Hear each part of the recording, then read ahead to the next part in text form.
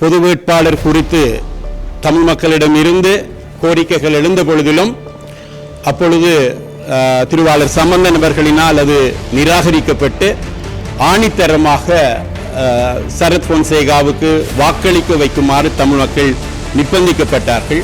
தேசத்தையே ஒளிரச் செய்ய இயலும் ஸ்ரீலங்கா. சஜித் பிரேமதாசா அவர்களுக்கு வாக்களிப்பதாக முடிவெடுத்திருக்கின்றார்கள். நான் நினைக்கின்றேன் வெகு விரைவில் இந்த முடிவும் அவர்கள் எடுத்த முடிவும் வரலாற்றில் மிக பெரும் பிழையான முடிவு என்று சொல்லி உணரப்படும். இந்த நாட்டில் ஒரு பாரிய யுத்தம் ஏற்பட்டது. அந்த பாரிய யுத்தத்திற்கு இலங்கை அரசாங்கம் 25,000 கோடி அமெரிக்க டாலர்களை கடனாக பெற்றுக்கொண்டுதான் இந்த யுத்தத்தை நடத்தினார்கள்.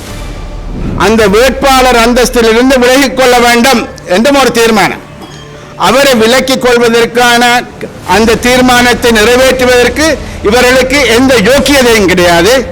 4 பேர் வருவார், 5 பேர் வருவார்கள், பைலா போடுவார்கள். நாமல் தம்பி வந்திருக்கார். அவர் 3-4 தேர்தலுக்கு ஜனாதிபதியாக வந்திருக்கிறார். ஆகவே இந்த கூத்துக்கள் ரணில் ஐயா, சஜித் ஐயா, அருள்குமார் திசாநாயக்கா இவர்கள் எல்லாரையும் நாங்கள் பார்த்து பிடிச்சு போனவர்கள். இக்குழு இந்த அறிக்கையை தயாரிப்பதற்காக பல்வேறு மட்டங்களிலிருந்தும் ஆலோசனைகளை பெற்றுக்கொண்டது. தாயகத்துக்கு உள்ளேயும் வெளியேயும் இருந்து பெற்றுக்கொள்ளப்பட்ட ஆலோசனைகள் உள்ளீடுகளின் அடிப்படையில் இந்த ஆவணம் தயாரிக்கப்பட்டது. மேக்ஸ் கிளீனை தரும் 3 கட்டிகளுடனான விம் மேக்ஸ் கட்டி 30 ரூபாய் மேக்ஸ் சேமிப்புடன். வடகிழக்கு தமிழ் மக்களின் வாழ்விலே ஏன் இலங்கையின் தமிழ் மக்களின் வாழ்விலே ஒரு முக்கியமான நாள். நாங்கள் பொது வேட்பாளர் ஒருவரை ஜனாதிபதி தேர்தலில் முன்னிறுத்துவதற்காக முதல் படியாக அவருடைய அதிலிருந்து எங்களுக்கு எந்த விதமான ஒரு மனோநிலையை பெற்றிருக்கின்றோம், எந்த மாறான ஒரு மனோநிலையில் இருந்து நாங்கள் முன்னேறி செல்ல இருக்கின்றோம் என்பதை அறிந்து கொண்டிருப்பீர்கள். முக்கியமாக தமிழ் மக்களினுடைய ஒரு அடையாளமாக திரு அரியநேத்திரன் அவர்கள் எங்களால் தேர்ந்தெடுக்கப்பட்டிருக்கின்றோம். அவர் ஒரு தகுதி மிக்கவர், மக்களோடு சேர்ந்து வாழ்ந்து வந்தவர். அதன் காரணத்தினால் மக்களை அடையாளப்படுத்தும் ஒருவராக அவரை தேர்ந்தெடுத்திருப்பது சாலச் சிறந்தது. அதுவும் கிழக்கு மாகாணத்தில் இருந்து வருவதால் அவருடைய முக்கியத்துவம் இன்னும் மேன்மை அடைகின்றது. பலர் எங்களுடைய இளைஞர்கள், படித்தவர்கள், பல நல்ல நிலைகளிலே உத்தியோகங்களிலே இருப்பவர்கள் எங்களை விட்டு நாட்டை விட்டு சென்று கொண்டிருக்கின்றார்கள். நாங்கள் இவ்வாறான ஒரு அதாவது தமிழ் மக்களை ஒன்றிணைத்து செய்யும் ஒரு செயல்பாட்டில் இறங்காமல் விட்டவுமானால் அவர்கள் தொடர்ந்து நாட்டை விட்டு சென்று கொண்டிருப்பார்கள். அடுத்து என்ன செய்ய வேண்டும் என்பதை சிந்திப்பதற்காக முதலிலே நாங்கள் செய்ய வேண்டியது ஒற்றுமைப்படுத்தல். இந்த ஒற்றுமையின் சின்னமாகத்தான் திரு அரியநேத்திரன் அவர்களை நாங்கள் எங்களுடைய அடையாள சின்னமாக நாங்கள் எடுத்திருக்கின்றோம். ஆகவே அவருடைய அடையாள சின்னமான சங்கு 21ஆம் தேதி முழுமையாக ஒலிக்க வேண்டும். தமிழர் பிரதேசம் எங்கும் தமிழ் மக்கள் சங்கை ஊதி எவ்வாறு நாங்கள் ஒரு நல்ல காரியத்தை தொடங்குகின்றோமோ அதே போன்று அதற்கு எங்களுடைய சங்கு சின்னத்துக்கு எங்களுடைய வாக்கை அளித்து திரு அரியநேத்திரன் அவர்களுக்கு எங்களுடைய வாக்கை அளித்து தமிழ் மக்களினுடைய வருங்காலம் நல்லதாக இருக்க போகின்றது என்று அறை கூவுவோம். தமிழ் தேசிய ஆவணங்களின் வரிசையில் இப்பொழுது மற்றொரு ஆவணமாக தமிழ் பொது வேட்பாளரின் தேர்தல் அறிக்கை வெளியிடப்படுகிறது. இந்த தேர்தல் அறிக்கையானது தமிழ் தேசிய பொதுக்கட்டமைப்பினால் நியமிக்கப்பட்ட தேர்தல் அறிக்கையை தயாரிப்பதற்கான குழுவினால் உருவாக்கப்பட்டது. இக்குழுவில் பேராசிரியர் கணேசலிங்கம், கலாநிதி சர்வேஸ்வரன், திரு யதீந்திரா, நிலாந்தன் ஆகியோர் அங்கம் வகித்தனர். இக்குழு இந்த அறிக்கையை தயாரிப்பதற்காக பல்வேறு மட்டங்களிலிருந்தும் ஆலோசனைகளை பெற்றுக்கொண்டது. தாயகத்துக்கு உள்ளேயும் வெளியேயும் இருந்து பெற்றுக்கொள்ளப்பட்ட ஆலோசனைகள் உள்ளீடுகளின் அடிப்படையில் இந்த ஆவணம் தயாரிக்கப்பட்டது. தமிழ் மக்கள் ஜனநாயக வழிமுறைகளின் மூலம் தங்கள் குரலை மீண்டும் மீண்டும் ஒலிப்பார்கள் என்பதனை இந்த ஆவணம் வெளிப்படுத்தும். இந்த நாட்டில் ஒரு பாரிய யுத்தம் ஏற்பட்டது. அந்த பாரிய யுத்தத்திற்கு இலங்கை அரசாங்கம் 25,000 கோடி அமெரிக்க டாலர்களை கடனாக பெற்றுக்கொண்டுதான் இந்த யுத்தத்தை நடத்தினார்கள்.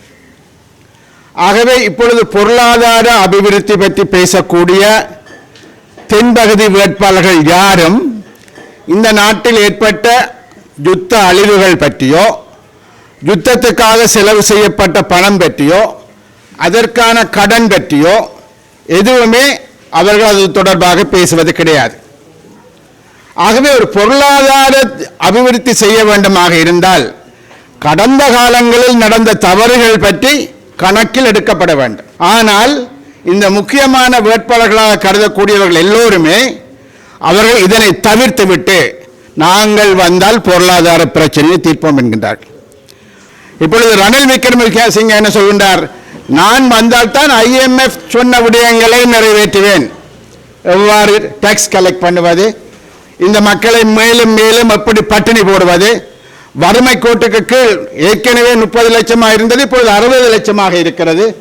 ஆகவே அவர் தான் வேண்டிய கடனில் எவ்வாறு இதனை கொண்டு செல்வது என்றால் அவருடைய யோசனை.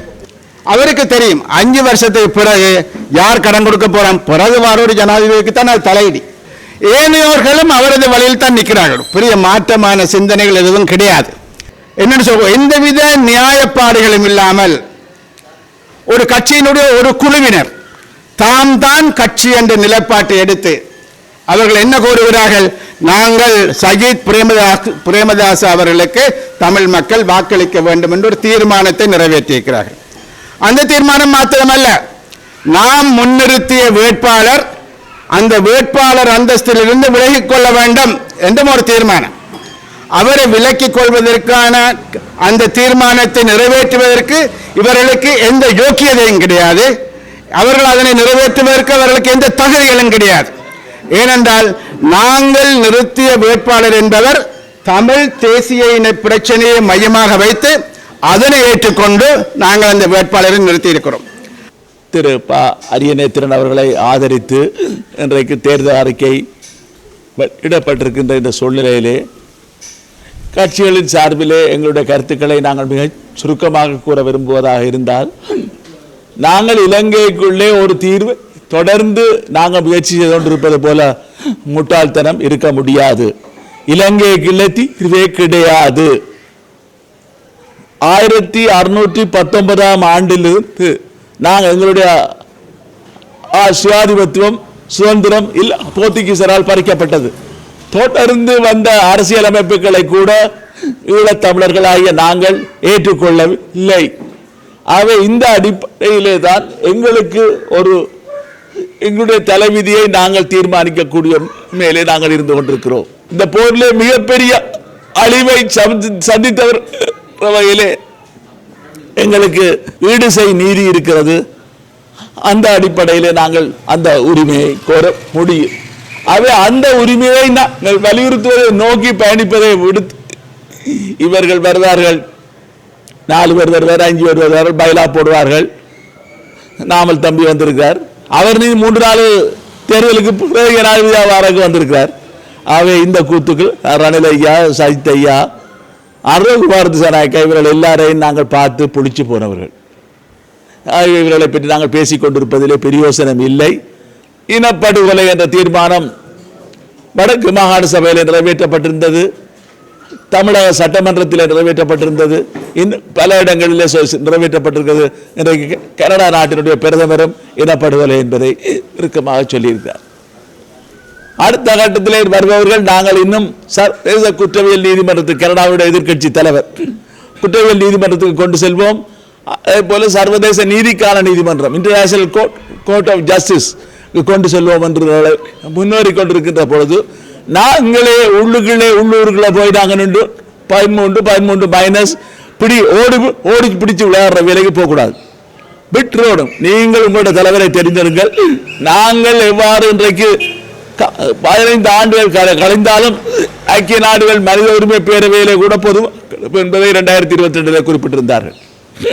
அமெரிக்கா காங்கிரஸிலே 413 இந்த ஒரு தீர்மானத்தின் மூலம் பொது வாக்கெடுப்பை கோரினார்கள். இப்பொழுது 1030 ஒரு சுதந்திரத்துக்கான பொது வாக்கெடுப்பு இண்டிபெண்டன்ஸ் ரெஃபரண்டம் கோரப்பட்டிருக்கிறது. யுத்தம் முடிந்த கையுடன் வந்த ஜனாதிபதி தேர்தலில் 2010 ஆண்டே பொது வேட்பாளர் குறித்து தமிழ் மக்களிடமிருந்து கோரிக்கைகள் எழுந்த பொழுதிலும் அப்பொழுது திருவாளர் சம்பந்தன் அவர்களினால் அது நிராகரிக்கப்பட்டு ஆணித்தரமாக சரத் பொன்சேகாவுக்கு வாக்களிக்க வைக்குமாறு தமிழ் மக்கள் நிர்பந்திக்கப்பட்டார்கள். அந்த சந்தர்ப்பத்தில் நாங்கள் எடுத்த முடிவு வரலாற்றின் மிக பெரும் பிழையான முடிவு என்கின்றதை சரத் பொன்சேகா இப்பொழுது எங்களுக்கு உணர்த்தி இருக்கின்றார். யுத்தத்தில் இராணுவம் படுகொலைகள் புரிந்திருந்தால், இராணுவம் தவறிழைத்திருந்தால் எனக்கு தமிழ் மக்கள் வாக்களித்திருப்பாரா என்ற கேள்வியை அவர் எழுப்பியிருக்கின்றார். நாங்கள் சரத் பொன்சேகாவை இனப்படுகொலையாளி என்ற குற்றத்தில் இருந்து விடுவிப்பதற்காகத்தான் அவரை ஜனாதிபதி தேர்தலில் வாக்களிக்க வைக்கப்பட்டோம் என்றுதான் நாங்கள் நினைக்க தோன்றுகின்றது. தமிழ் மக்களில் இடையே இருக்கக்கூடிய தமிழ் தேசிய கட்சிகளில் ஒன்றான தமிழரசு கட்சி, அதில் பெரும்பான்மை சிறுபான்மை என்கின்றதுக்கு அப்பால் அது கட்சியின் முடிவாகவே சஜித் பிரேமதாசா அவர்களுக்கு வாக்களிப்பதாக முடிவெடுத்திருக்கின்றார்கள். நான் நினைக்கின்றேன் வெகு விரைவில் இந்த முடிவும் அவர்கள் எடுத்த முடிவும் வரலாற்றில் மிக பெரும் பிழையான முடிவு என்று சொல்லி உணரப்படும். தந்தை செல்வா அவர்கள் காங்கிரஸ் கட்சியில் இருந்து பிரிந்து வந்ததன் பின்னர்தான் சமஷ்டி என்கின்றதை அடிப்படையாக கொண்ட தமிழரசு கட்சி உருவாக்கப்பட்டது.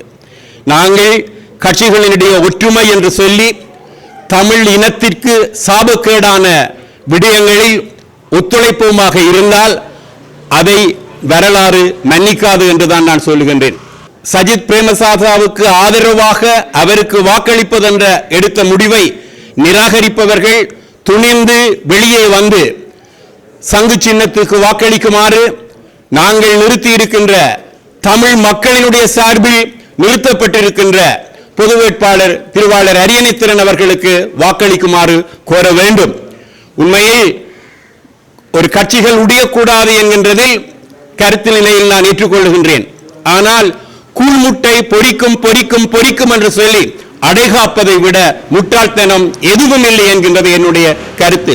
ஆகவே கட்சியின் ஒற்றுமையை காப்போம் என்று சொல்லி சஜித் பிரேமதாசாவுக்கு வாக்களிக்க வேண்டும் என்கின்ற கோரிக்கையை ஏற்று தமிழ் தேசிய உணர்வாளர்கள் கட்சியின் ஒற்றுமையை முன்னிட்டு மௌனமாக இருப்பார்களாக இருந்தால் வரலாறு அவர்களை மன்னிக்காது என்று சொல்லி நிச்சயமாக இந்த கட்சிகள் என்ற எல்லையையும் கடந்து இன்று தமிழ் பொது வேட்பாளர் என்கின்ற கருத்து நிலை மக்களிடையே வெகு வேகமாக பேரெழுச்சி கொண்டு வருகின்றது.